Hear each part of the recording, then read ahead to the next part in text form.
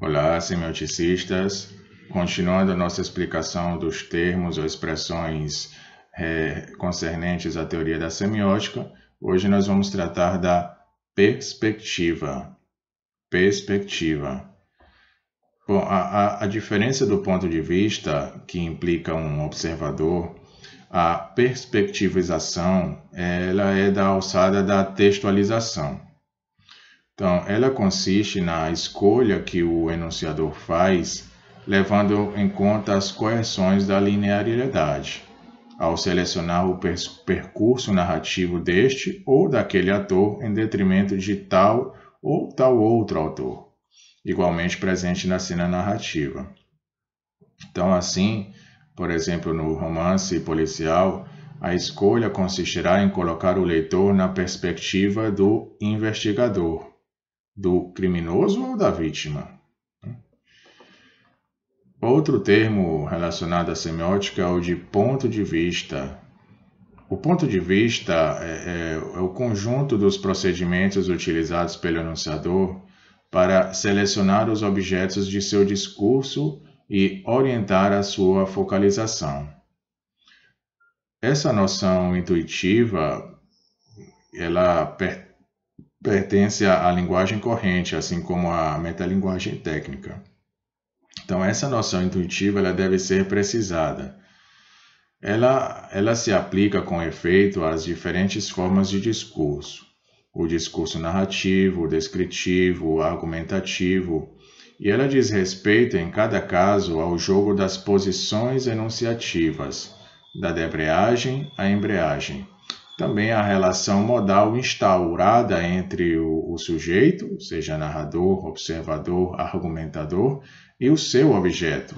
Há também as estratégias de estruturação determinadas pelas coerções da textualização, seja o que vem antes, o que vem depois, as relações entre as partes e o todo, a passagem do particular ao geral ou inversamente, etc. Então, o vasto campo do ponto de vista tem sido precisado com o auxílio de conceitos mais específicos, tais como o da focalização, já tratado, da perspectiva ou do observador. Outro conceito recorrente na teoria da semiótica é o de pragmática. A dimensão pragmática, também já tratada em nossos vídeos algumas vezes, ela designa o universo da ação propriamente dita.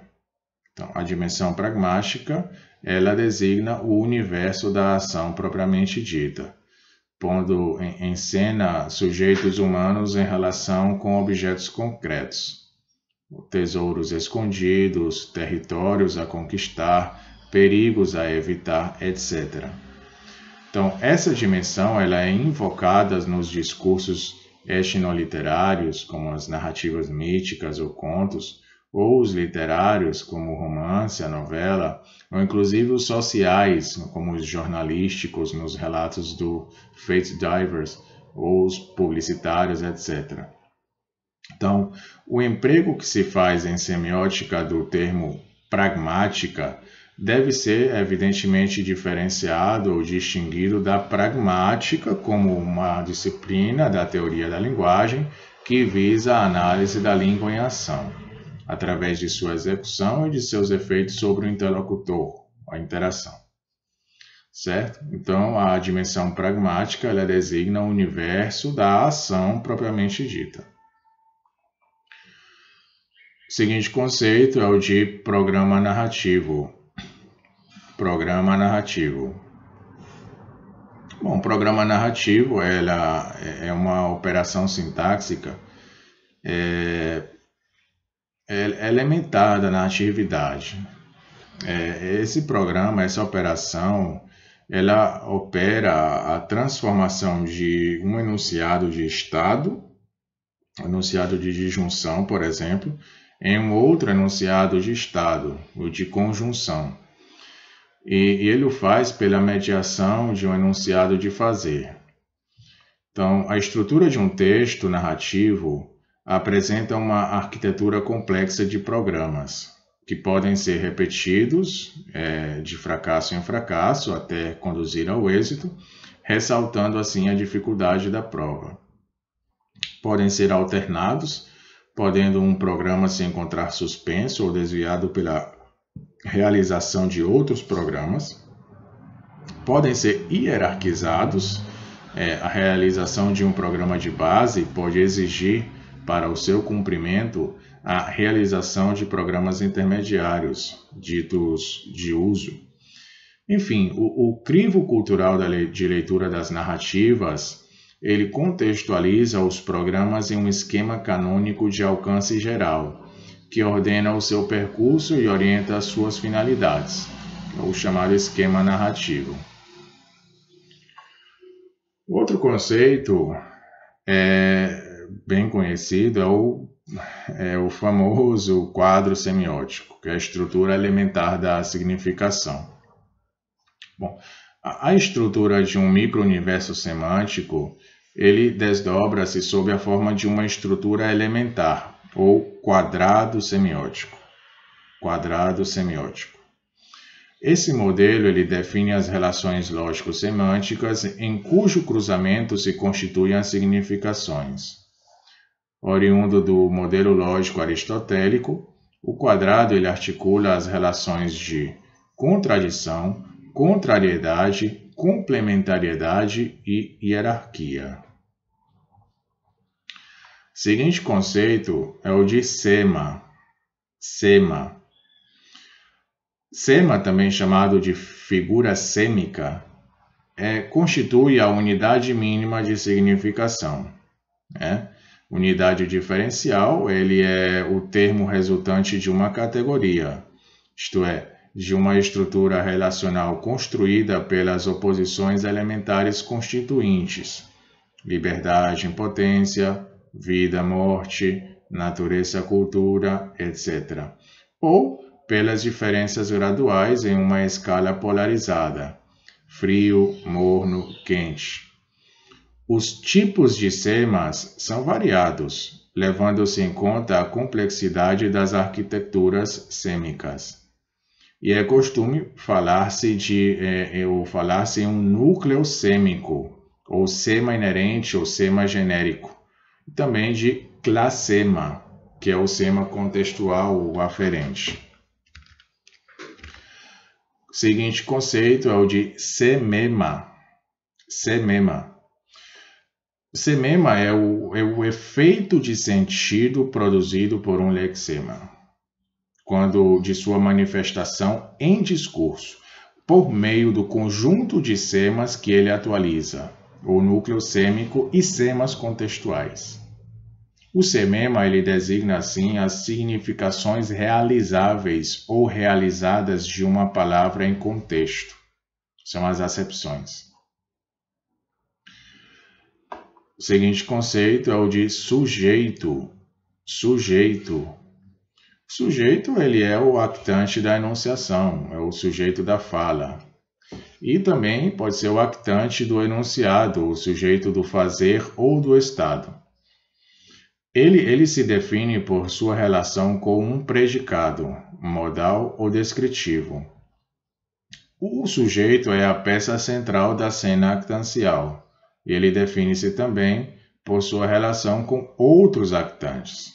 O objeto, almejado ou temido, por exemplo, com o qual está em conjunto ou disjunto. O destinador, que determina a orientação de seu percurso. Ou o antissujeito, que se lhe opõe. Um autor chamado Coquet, ele introduziu o conceito de não sujeito, para designar exatamente o actante de predicação, mas não o de assunção, que não se compromete com os atos que realiza e que se assimila à sua função agindo mecanicamente, que se dissolve naquilo que tem a função de realizar. Nessa perspectiva, o actante da paixão, perdendo o domínio cognitivo de sua ação, pertence à classe dos não sujeitos. O seguinte conceito é o de textualização. Textualização.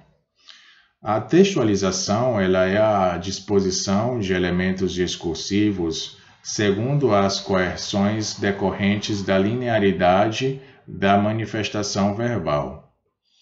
Assim, duas ações paralelas não podem ser narradas simultaneamente. Sua textualização obriga colocar uma antes da outra ou a ocultar uma para que a outra apareça. E essa programação textual coercitiva deixa ao mesmo tempo uma margem estratégica ao enunciador na organização de seu texto. Por ocasião da textualização, a escolha da perspectiva do herói ou do anti-herói determina a seleção dos valores. O enunciador ele pode também, explorando a elasticidade do discurso, jogar com as possibilidades da condensação, a redução, resumo, até mesmo a simples lexicalização. Também jogar com a expansão na amplificação do texto. Então, o desenvolvimento da textualização é, assim, relativamente autônomo em relação à programação narrativa. O seguinte conceito, que inclusive já tratado em vídeo anterior, é o de tematização, ou a palavra temático. A tematização ela é a operação que consiste em reconhecer, a partir de uma ou várias isotopias figurativas, uma isotopia mais abstrata, subjacente aos conteúdos figurativos, cuja significação global ela condensa, orientando-a e integrando-lhe valores. Assim, uma evasão espacial ou temporal tematizará um embarque para a viagem ou uma evocação da infância, atualizando nela o valor de liberdade. Outro conceito é o de tímia. Bom, tímia é a disposição afetiva de base. Tímia é disposição afetiva de base. Ela determina a relação que um corpo sensível mantém com o seu ambiente. É a relação positiva ou negativa que, submetida a mudanças repentinas e repetidas, leva à chamada ciclotímia. Transposta em semântica como uma categoria classemática, a tímia articula-se em uma vertente positiva, a euforia, uma vertente negativa, a disforia, e uma vertente neutra, a aforia. O exame da massa tímica se encontra nos fundamentos da análise semiótica das paixões.